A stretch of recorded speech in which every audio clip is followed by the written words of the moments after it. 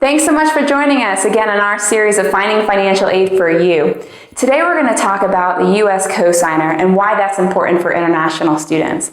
My name is Jennifer Frankel and I work at International Student Loan, and today we're going to dive into that topic and look into what exactly you have to consider when it comes to your US Cosigner. So you'll notice that the first thing you'll want to know is, what is a cosigner?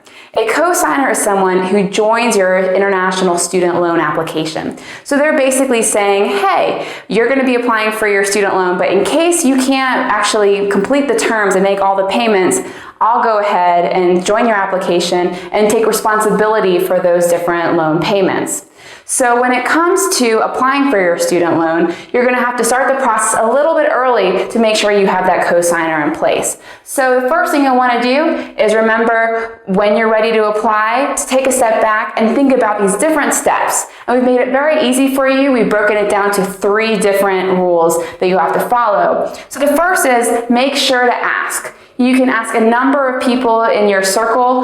First of all, you can ask your friends. Your friends are a great place, a great resource, and they most of the time will be willing to help you when it comes to financing your education and signing on to your student loan. The second and probably most secure way to find your student loan is to ask your family members. Family members are very happy to help, especially when you're going to be going abroad to get your education. And then they may also know other people, such as acquaintances, that can also co-sign your loan as well. Now realize that when it comes to your US cosigner, it's very important to realize that you're asking them to take on payments in case you can't.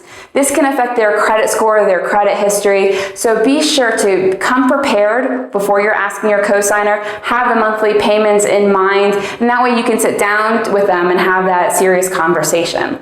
The next step 2, is to make sure that you verify, okay? Because verification is very important when it comes to your student loans, because these US lenders are going to want your cosigner to meet 3 requirements. The first requirement is they must be a US citizen or US permanent resident. In other words, they have to have a green card or be a US citizen. Secondly, they must have good credit. Good credit is crucial for you to get good terms on your student loan. So the higher the credit, the better your cosigner, the higher likelihood that you'll get approved, but not only that, at a better rate. Thirdly, you want to make sure that they have lived in the US for the last 2 years. These are 3 requirements that all US lenders require, so be sure after you ask that you verify that they meet these 3 requirements. Once you've made that jump and you found your cosigner that meets these 3 requirements, then you're ready to apply. Most student loans will allow you to apply right away, right online, but you will need their information. So make sure when you're talking to your cosigner, you get their contact information, including their email address, phone number, and address, so that way your lender can reach out, as they will need to include some of their financial details. Now, when it comes to finding your cosigner, this is a key tip that you'll want to keep in mind.